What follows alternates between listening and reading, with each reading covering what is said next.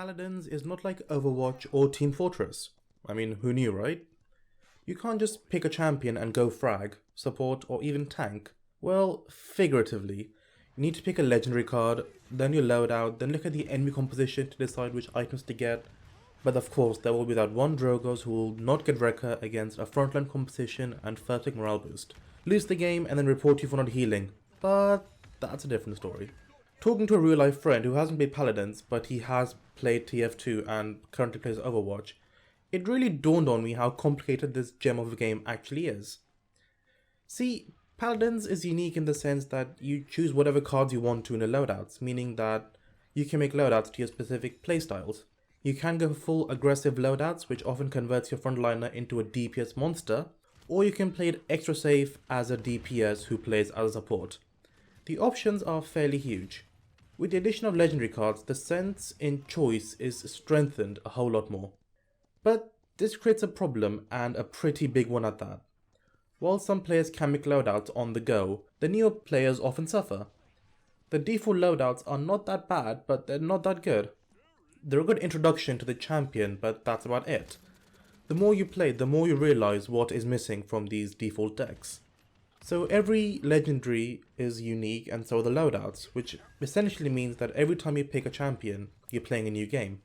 So keeping these things in mind, I want to make a bunch of videos that will essentially enhance your mechanical knowledge of the game, which is what I love about this game personally.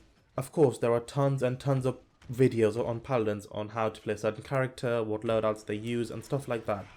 Well, they're not wrong. I mean, even I do it all the time with my 4 champions under X minutes or whatever. But like I said, it doesn't necessarily teach you the mechanics of the game. They tend to stick to a specific champion. So this series of videos, again, I don't know what to call them, will aim to teach you guys the mechanics of the game, while not focusing on a specific champion. So with the working title of Paladins University, again, do send me other ideas for the name, let's begin the first one. How to make efficient loadouts. Before we start, I have to give credit where it's due. Kami VS, well, it's actually Kami0889 for me, has made some videos like this, and I'll leave them in the video description. They're called Kami Academy. Finally, let's begin.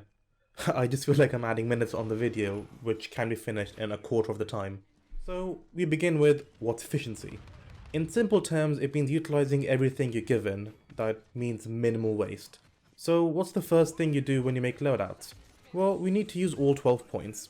But there isn't a way for us to use more than 12 points or less than 12 points. So Hi-Res does a good job at efficientizing or making this process efficient without any resources. So that's good. Because I'm going to do a lot of ifs and buts, let's use Makoa as our champion example. I mean, we're pretty well accustomed to him. If not, then, well, here we go. He has a hook which pulls enemy in, he has a protected shield, he has a movement in which you can dash in a certain direction, and his ultimate is the cleave which makes him melee and his HP goes up to 10,000. Legendary cards include making his base health 1,500 stronger. The other one is the next shot after you hook does 80% bonus damage. And finally, instead of having to project a shield, you can drop your shield down. That's Makoa for you in a nutshell, and now let's get to his loadouts.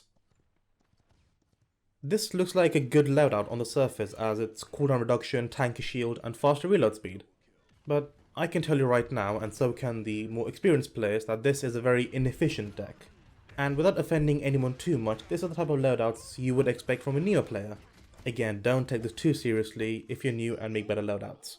To fully understand how to build Makoa, we need to understand what cards we are given to work with. As you can see, each of his abilities has 4 cards, meaning there's 12 cards for abilities. And we have 4 additional cards for armor or weapon. That means there are 16 cards for a champion, no more, no less. There are also never cards for your ultimate. So the first step into making efficient decks is actually not to decide a playstyle. It's actually what legendary card you're going to be making the loadout for. So if I was going to pick a shield legendary, called Half Shell, there is no point in making a loadout which will buff up your hook. Well, we'll come back to the statement very soon. Once you decide which legendary you want to play, then you need to consider your mechanical skill. I mean, I'm all for you guys improving and having a much more fair game, but the thing is, different loadouts come with different level of difficulties. If let's say your aim is not the best in the world, and you would that means you would miss a lot of shots. So there's no point for you making a hook heavy loadout. Again, you just have to play more to improve, but keep this in mind as well. Now you picked a legendary card and are fairly certain about your mechanical skill. 10 on 10 aim, yo. Let's finally make a loadout. See, there is no secret in loadout making.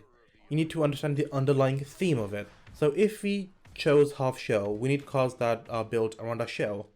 But we do not put everything in our shell. And this is the most important part. You get the cards that will greatly buff your shield, but what happens when your shield is on cooldown? Well, you use your other abilities eventually, right? But what happens to them? You use it and nothing apart from what's supposed to do. See, that's not efficiency. Like we mentioned, efficiency is utilizing everything given to you. While we said the points first out of 12, there are also 3 abilities to use. So like people always say, never put all of your eggs in one basket. The same applies for loadouts. Even though you pick the half shell legendary, it does mean you have to put everything in the shell aspect. See, Barrier Reef and Ancient Resolve work very well together. In a shell-centric build, you would just need to use these cards at a high level, but that still leaves us with 3 cards. Luckily, we have 3 more slots to fill: Dredge Anchor, Shell Spin, and Armor and Weapon. So the efficient thing would be to assign each card to each ability, but even here there are better choices to make. For example, there's no point getting the card Determination, which will reduce your crowd control. We have Resilience in game, which does the exact same thing without wasting a card slot. So if we use Shell Spin as an example, Crashing Wave and Springtide are both great cards. And they both make great choices, but now you need to consider your playstyle yet again. Would you rather have the ability to reposition more, or be in the teamfight longer? If you want to reposition more, that means you picked up Crashing Wave instead. If you'd rather be in the fight a bit more longer, you get Springtide. The same can be considered for Dredge Anchor. Do you want to hook more people in, or do you want to have less time reloading? As you can probably tell, there is no one way to make good loadouts. Of course, you can always copy what the pros are using, but that doesn't always work. They have specific playstyles and the loadouts work for them. Plus, there is no guarantee that the pros will continue to play the game and make loadouts, so it's never a bad thing to learn for yourself. So, just before finishing off, let's go over the tips very quickly. Pick a legendary and stick to the theme. Consider your own mechanical skill. Pick 2/5 of the card that will complement legendary, or 3/5, but not all the cards. The remaining cards should be split into your other abilities, considering your playstyle again. These are legendary cards, so for good measure you need to have a loadout for each legendary card, as you don't know what the enemy composition will be or your team composition will be. So yeah, there we have it. First video in Paladins University, again a working title, on how to make efficient loadouts. There will eventually be more videos, but I need time as I have exams very soon.